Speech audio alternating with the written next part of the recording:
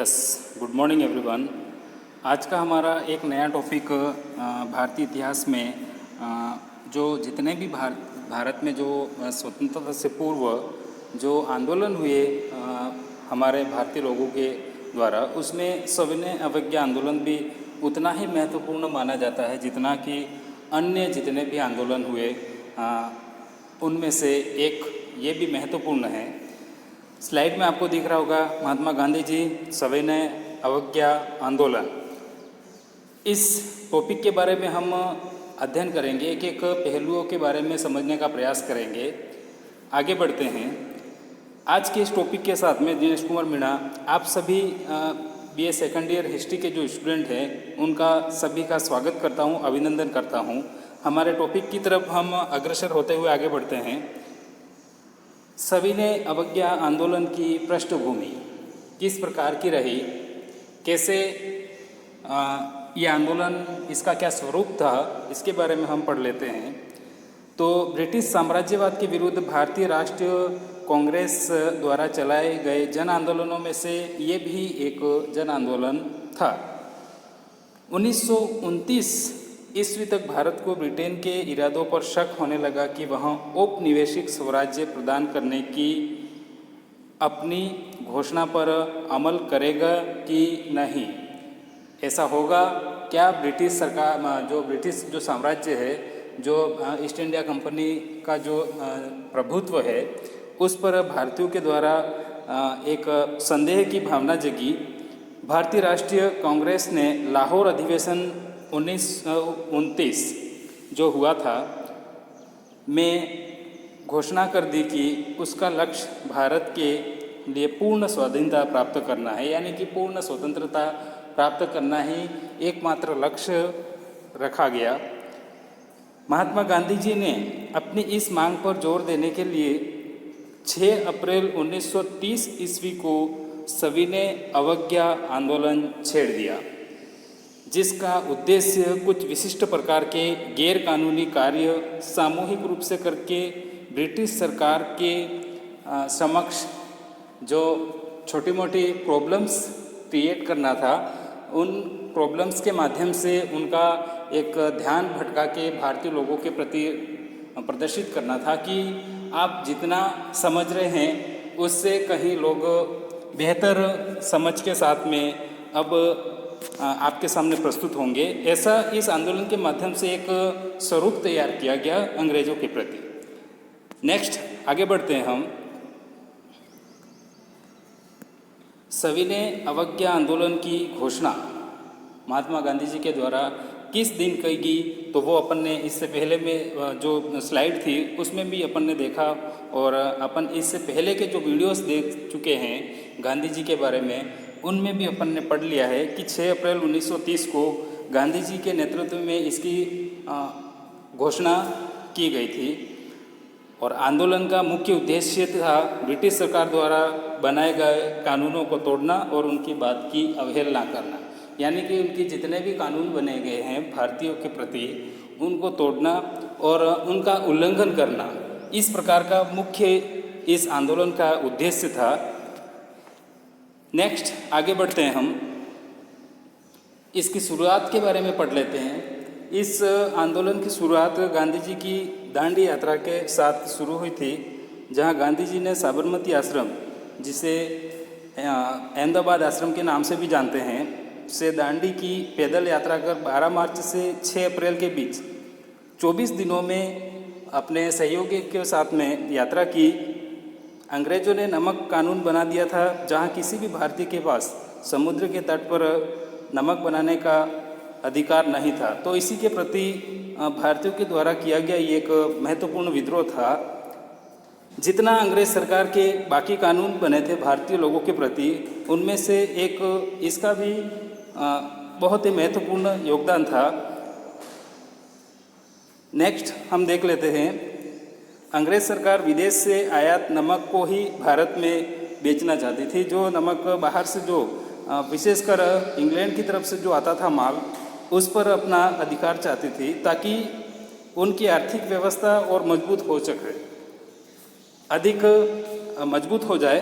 लेकिन गांधी जी समुद्र किनारे किसी भी भारतीय का नमक बनाना मौलिक अधिकार मानते थे, उनका मूल अधिकार मानते थे, ऐसा महात्मा गांधी जी का मानना था। जिसके चलते गांधी जी खुद गए और समुद्र किनारे जाकर नमक बनाना उन्होंने भी शुरू किया अपने सहयोगियों के साथ में। एक और पहलू के बारे में हम देख लेते हैं। इसके साथ ही उन्होंने समूह में जाकर यहाँ गैरकानूनी काम किया, जहाँ से सविनय अवज्ञा आंदोलन की एक औपचारिक घोषणा यहाँ से हो जाती है। इसके बाद हम देख लेते हैं, इसके कुछ ऐसे कारण भी रहे थे जिनके फलस्वरूप महात्मा गांधी जी और उनके जो सहयोगी जो थे उनके द्वारा इस आंदोलन में जिस प्रकार की जान फूंकी गई थी, उसमें कुछ महत्वपूर्ण कारण सविनय अवज्ञा आंदोलन के पहले भी ऐसे कारण थे जिनकी फलस्वरूप ये सब घटना एक रूप लिया था घटना ने। उसमें हम देख लेते हैं, दिसंबर 1929 भारतीय राष्ट्रीय कांग्रेस का अधिवेशन लाहौर में हुआ। ये हमने अगली जो क्लास हमारी रही थी उसमें भी पढ़ लिया था, जहां उस समय देश के सभी बड़े नेता शामिल हुए थे। यहाँ पहली बार पूर्ण स्वराज्य की बात हुई थी और भारतीयों ने अंग्रेजों के प्रति एक चैलेंज रखा था कि हमें किसी भी प्रकार से जो पूर्ण हमें स्वतंत्रता मिलनी चाहिए वही हमारा एक परम लक्ष्य है, उद्देश्य है, और इसे ही हमें आंदोलनों के माध्यम से प्राप्त करना है। जहां कांग्रेस की तरफ से प्रस्ताव भी पारित किया गया। पंडित जवाहरलाल नेहरू ने कहा था कि भारत देश को पूर्ण स्वराज्य चाहिए और अंग्रेजों से पूर्ण स्वराज्य की मांग भी की थी, हमें पूरी तरीके से हमें स्वतंत्रता दे दीजिए। इसी के बाद से पूर्ण स्वराज्य का नारा जन जन तक पहुंच गया। इस नारे को चरितार्थ करने इस आंदोलन को और हवा मिल गई, यानी कि जो मांग रखी गई थी भारतीय राष्ट्रीय कांग्रेस के द्वारा, उन मांगों की भी इसमें बहुत बड़ा योगदान रहा कि इस प्रकार की बातें पहले भी इससे पहले हो चुकी थी। इससे पहले हमने जो असहयोग आंदोलन पढ़ा, उस आंदोलन का भी इसमें महत्वपूर्ण योगदान रहा था। दूसरा, चौरी चौरा कांड, हमने इससे पहले की जो क्लास रही थी उसमें भी हमने देख लिया था कि किस प्रकार से गोरखपुर में चौरी चौरा कांड हुआ था। उसके पहले एक हमने और पढ़ लिया था जलियांवाला बाग हत्याकांड, जो अमृतसर में हुआ था। ऐसे ऐसे कांड भी हुए थे जिनकी वजह से सविनय अवज्ञा आंदोलन को और ज़्यादा हवा मिल गई थी। असहयोग आंदोलन तब तक का सबसे सफल आंदोलन माना जा रहा था। बंद होने के बाद कई लोगों के अंदर गांधी जी के प्रति आक्रोश था, जिसे दूर करने यह आंदोलन लाया गया था। यानी असहयोग जो हमने इससे पहले का जो पढ़ा था असहयोग आंदोलन, एकदम से जो जलियांवाला बाग हत्याकांड हुआ उसके फलस्वरूप उस आंदोलन को गांधी जी के द्वारा अचानक स्थगित किया गया और लोगों ने इसके विरुद्ध एक अपनी आवाज़ उठाई थी कि गांधी जी ने जो कुछ भी किया है यह गलत किया है। तो ये भी एक बहुत बड़ा कारण था। उसके बाद साइमन कमीशन, भारत शासन अधिनियम 1919 का जो लेखा जोखा जो बायोडाटा था उसकी देखरेख, उसकी समीक्षा हेतु इंग्लैंड के द्वारा भेजा गया एक दूत था, भारत में आया था 1929 में। तो कुछ ऐसी कमियां थी उस 1919 भारत शासन अधिनियम में कि भारतीयों ने उसके आने पर ही उसका स्वागत ऐसे जुलूसों के साथ में किया कि लोगों ने उसके प्रति अपना आक्रोश वहीं से दिखाना शुरू कर दिया। तो ये भी एक बहुत बड़ा कारण माना जाता है। इसके खिलाफ चले आंदोलनों में लोगों ने बढ़ चढ़कर हिस्सा भी लिया, लोगों में क्रांति की लहर फैल गई। इसी को देखते ही राष्ट्रीय कांग्रेस कमेटी को लगा कि जनता को इस आंदोलन से जोड़ाया जाए या जरूर अवश्य ही इस आंदोलन से भारतीय लोगों को अधिक से अधिक जोड़ने का कार्य करना चाहिए। उसके बाद 1929 में भारत देश की आर्थिक व्यवस्था भी खराब होती जा रही थी। मंदी को ध्यान में रखते हुए इस आंदोलन को लाने की एक ये भी महत्वपूर्ण योजना बनाई गई थी भारतीय राष्ट्रीय कांग्रेस के जो नेता थे उनके द्वारा, कि किस प्रकार से जो आर्थिक स्थिति लोगों की खराब हो रही है, जो महंगाई बढ़ रही है, उसे कम करने के लिए भी इस आंदोलन का एक बायोडाटा तैयार किया गया था, जिससे कि ये समस्या का भी हल हो सके। नेक्स्ट आगे बढ़ते हैं हम। पहले हमने पढ़ लिया असहयोग आंदोलन। मैं आपको बता चुका हूँ कि इसके बारे में भी लोगों की क्या राय थी, लोगों ने किस प्रकार से अपने आप को उसमें धकेला था और कितना उसका एक क्षेत्रफल, एक क्षेत्र विशेष में भारतीय लोगों के प्रति जिस प्रकार से शुरू किया गया था, वहाँ भी एक बहुत बड़ा इसमें कारण माना जाता है। उसी का जो बचा कुचा जो भाग था, उसको पूरा करने के लिए सविनय अवज्ञा आंदोलन में लोगों ने अपने आप को बढ़ चढ़ कर शामिल किया और इतना स्वरूप, इतना क्षेत्रफल, इतना भारतीय लोगों का इसमें इतना इंटरेस्ट रहा कि इस प्रकार का कोई भी इससे पहले के जो आंदोलन थे उसमें हमें इतना देखने को नहीं मिलता है। दूसरी ओर भगत सिंह, राम प्रसाद बिस्मिल और उनके साथी, जिसे गरम दल कहा गया था, यानी कि जो ऐसे क्रांतिकारी थे जिन्होंने अंग्रेजों की नाक में दम कर रखा था, ऐसे लोगों का भी इसमें योगदान रहा था। ये क्रांतिकारी दल तेजी से भारत में फैल रहे थे, जिससे गांधी जी को चिंता थी कि कहीं सारा देश हिंसा का साथ देकर आंदोलन में न उतर आए।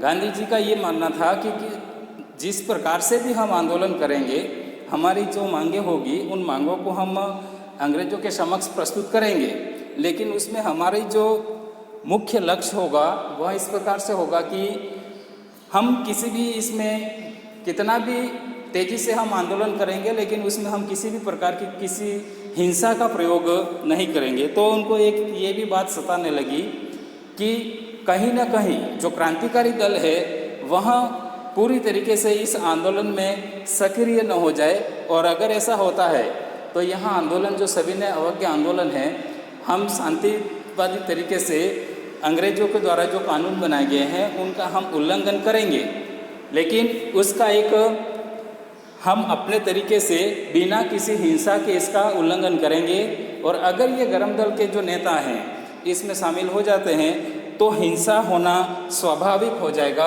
ये भी एक उनको डर सता रहा था।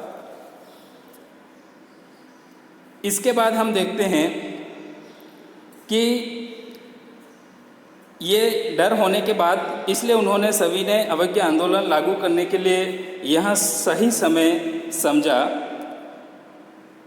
देश को अंग्रेजों से आज़ाद कराने के लिए उनको परेशान करना ज़रूरी था, ऐसा मानना था। ऐसा ये एक अलग बात थी कि कहीं ना कहीं भारतीय लोगों को अगर स्वतंत्रता प्राप्त करनी थी तो अपने छुटपुट तरीके से छोटे मोटे आंदोलन अंग्रेजों के प्रति जारी रखने थे। ये भी एक अलग बात थी कि ऐसा करना ज़रूरी था। अगर ऐसा नहीं करते तो हो सकता है कि 15 अगस्त 1947 को हमें जिस प्रकार की आज़ादी मिली, हो सकता है कि वहाँ टाइम और आगे हो सकता था। इसलिए गांधी जी ने ये तो सोचा था कि हम आंदोलन करेंगे और आंदोलन हम निरंतर जारी रखेंगे, लेकिन उसका हमारा एक अलग विशेष परिस्थितियों के साथ में हम किसी भी प्रकार की हिंसा का इसमें प्रयोग नहीं करेंगे। इसके बाद अंग्रेजों के कानून को तोड़ सामूहिक रूप से शांतिपूर्ण ढंग से गैर कानूनी काम करना, इससे अंग्रेज सरकार पूरी तरह हिल गई। क्योंकि व्यक्ति को, एक व्यक्ति विशेष को आक्रोश कब आता है, जब उसके खिलाफ अगर किसी ऐसी अप्रिय घटना का घटित होना होता है। उस समय इस दुनिया में ऐसा कोई भी व्यक्ति नहीं है जिसे उसके प्रति उसका आक्रोश नहीं बढ़े। लेकिन हम अगर किसी भी कार्य को करने से पहले उसके बारे में अगर सही तरीके से सोचने के साथ अगर हम शांतिवादी तरीके से किसी भी कार्य को अगर हम पूर्ण करने का प्रयास करते हैं तो उसमें हम कह सकते हैं कि उसमें हमें सफलता मिलेगी। पूर्ण मिले या किस प्रकार की, वो इसमें हम डिपेंड नहीं कर सकते हैं कि किस प्रकार की हमें सफलता 100% मिलेगी या नहीं मिलेगी। लेकिन हाँ, हम ये कह सकते हैं कि इसमें सफलता अवश्य मिलनी है। लेकिन किसी भी कार्य को करने से पहले हमें अपने आप को सबसे पहले तो शांत तरीके से हमें किसी भी कार्य को करना चाहिए। और गांधी जी का भी यही मानना था कि हम ये काम तो करेंगे, ये छोटे मोटे आंदोलन हम करेंगे, उसमें भारतीय लोगों का भी साथ लेंगे, लेकिन हम शांतिवादी तरीके से इन आंदोलनों का प्रयोग अंग्रेजों के सामने करेंगे, जिससे उनके दिलो दिमाग में एक बात हमेशा चलती रहे कि कहीं ना कहीं हमारी भी एक भूल है, भारतीय लोगों को स्वतंत्रता अब दे देनी चाहिए, ऐसा महात्मा गांधी जी का मानना था। तो इस प्रकार से हमने देखा कि सविनय अवज्ञा आंदोलन किस प्रकार से, कब हुआ, क्यों हुआ, ये कुछ महत्वपूर्ण सविनय अवज्ञा आंदोलन के जो पहलू थे उनके बारे में हमने पढ़ लिया। हमारी जो नेक्स्ट जो क्लास रहेगी उसमें हम देखेंगे कि सविनय अवज्ञा आंदोलन का प्रारंभ होने के साथ उसके जो कारण रहे, उन कारणों के बाद इस आंदोलन का जो परिणाम जो भारतीय लोगों के समक्ष प्रस्तुत होता है वहाँ कैसा परिणाम आता है, क्या अच्छी बातें आती है उसमें और क्या कुछ ऐसी बातें भी आती है जो हमारे लिए अच्छी नहीं होती है। तो उन सभी बातों के बारे में हम एक एक बिंदु के साथ में हम अध्ययन करने का प्रयास करेंगे। तब तक के लिए धन्यवाद।